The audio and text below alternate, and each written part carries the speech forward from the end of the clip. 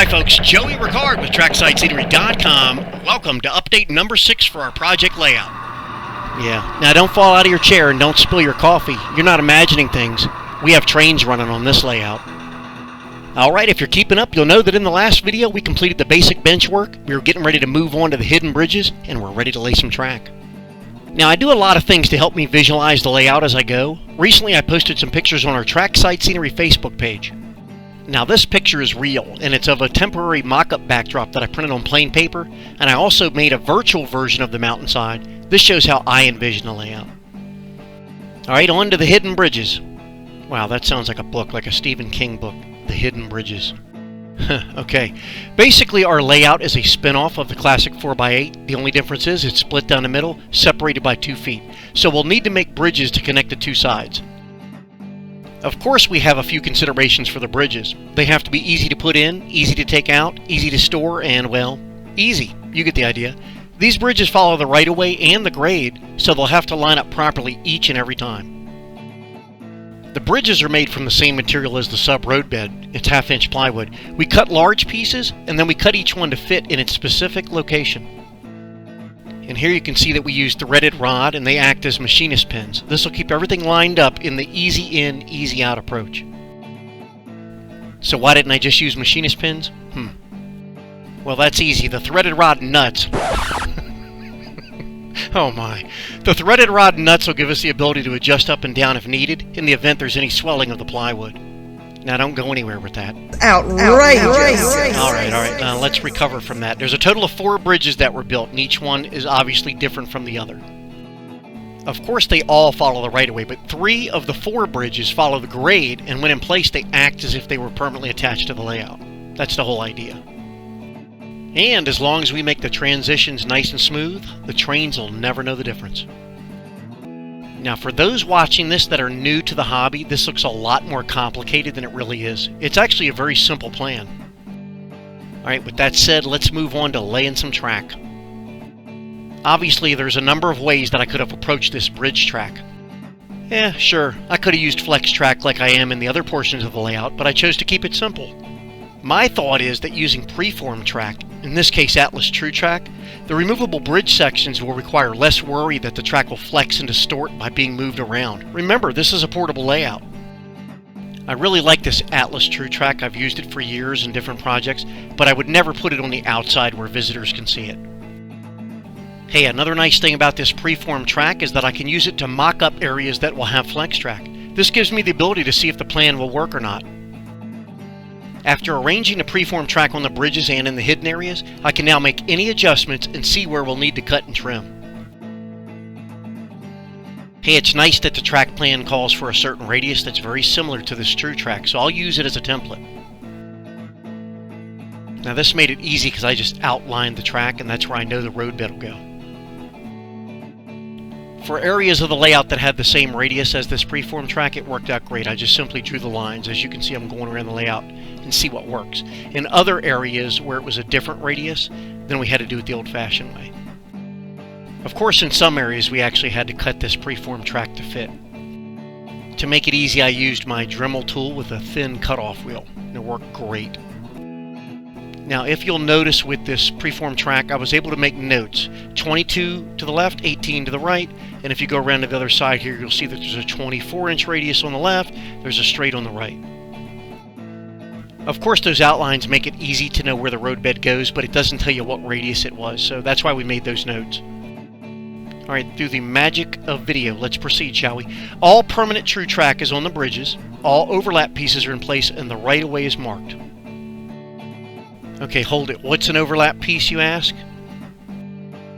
Well, that's just what I call it. See that little piece of preform track there? That's permanently mounted to the module where it meets the bridge section. It would have defeated the purpose to go straight to Cork, so we used that little piece in there as a transition. This will provide a little more stability, and it'll also keep the trains happy.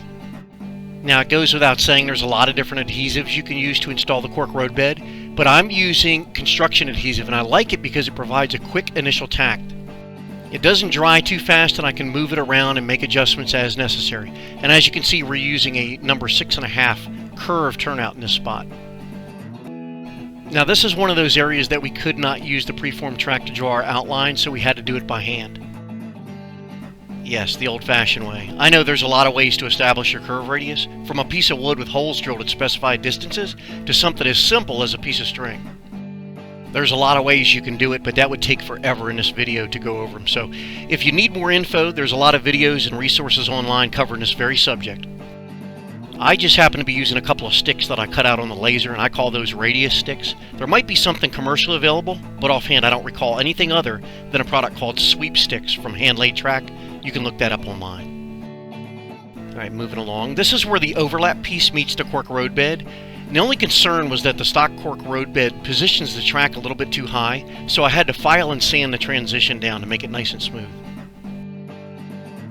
As you're aware, these layout updates are not in-depth tutorials on each and every facet of layout construction. More than anything, they're meant to show you the progress and dig a little bit, but you should be able to gather enough information to position yourself to do some research on a particular subject if you need it. While I'm at it, I'm going to add in some drop feeders for the track. Now in the hidden areas, I'm less concerned with the appearance, so I'm soldering the connections directly to the rail joiners. In the exposed areas, I'm going to do my best to hide them, or at least make them less obvious. I started in the areas around the bridge connections and worked my way around the layout, and I added feeders as needed. Most people I know that have been doing this a while have a couple of different soldering irons. The one I would use for track laying is definitely not the same one that I'd use for microelectronics, decoder, lighting installs, that sort of thing. Oh yeah, to some folks soldering is like artwork. Either way, like anything else, it takes practice. It's easy to make a good connection, but it takes a little more finesse to make it look nice without having to go back over it. You definitely don't want to rush when you're soldering track, or otherwise it'll look like a globbed up mess. Yeah, more than anything, I'm trying to make it look not so obvious and even create a smooth blending appearance that can even look similar to that of a fish plate. If you don't know what a fish plate is, Google railroad fish plate. Obviously minus the bolts and nuts, but you get the idea. Okay, let's get this flex track in place. We're using the same construction adhesive that we used for the Cork roadbed. Now whatever you do, don't get this stuff on your clothes or on the floor, because if you step in it, it's going to make a big mess and you're going to be in trouble. Trust me. Oh, I'm not kidding. This stuff is the model railroad equivalent of crater compound, which is gearbox grease on the railroad. Once you step in that stuff and get it in the carpet, oh man. Alright, we're making good progress here. Let's move over to the mountain side of the layout. Now this is another curved turnout, and this one's a number 7. And as you can see, we had to file and sand that same transition area in the Cork roadbed.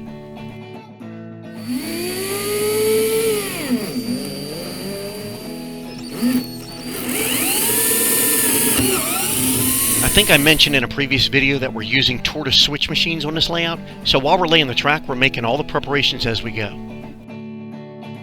Here you can see the permanent track on the lower level with the turnouts and the temporary track on the upper level. Now in case you're wondering, the backdrops you see on both sides of this layout right now are temporary plain paper backdrops that I've mocked up to see if I actually like it or not. This lets me visualize how the physical layout and its elements will blend into the backdrop, which will give much needed life beyond the confines of the layout. As of this video, there's still a couple turnouts that I have to add, as well as the remaining permanent track. I kept the temporary track in there so I could run some test trains.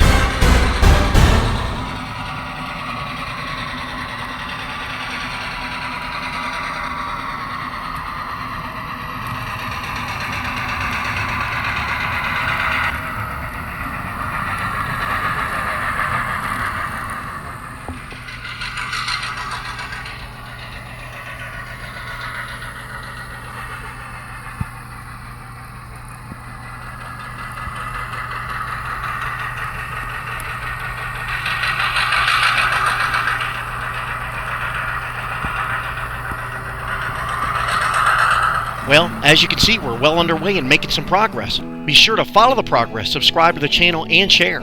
This is Joey Ricard with TracksiteScenery.com. Thanks for watching. See you next time.